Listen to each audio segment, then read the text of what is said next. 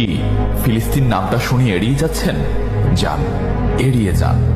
কেননা ফিলিস্তিন তো আর আমাদের বাংলাদেশ না। কোনো সমস্যা নেই, এড়িয়ে যান। কিন্তু একটা কথা মনে রাখবেন, সেই কাল কিয়ামতের দিন যখন আল্লাহ আপনাকে প্রশ্ন করবে, তখন কি করবেন? কি করবেন যখন জিজ্ঞাসিত হবেন যে কেন আপনি মজলুম ফিলিস্তিনদের পাশে থাকেননি? জানি উত্তর দিতে পারবেন না, কারণ আপনার নিজেরই জানা নেই এর উত্তর কি হবে। এখন হয়তো বলতে পারেন যে আমি কি করে ফিলিস্তিনে গিয়ে মজলুমদের পাশে থাকব, কি করে এত দূর গিয়ে সাহায্য করব?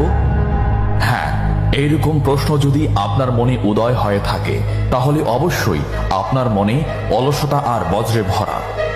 এই আধুনিক যুগে অস্ত্রের চেয়ে পাওয়ার হচ্ছে মিডিয়া, তাই মিডিয়ায় বেশি বেশি করে তা প্রচার করুন।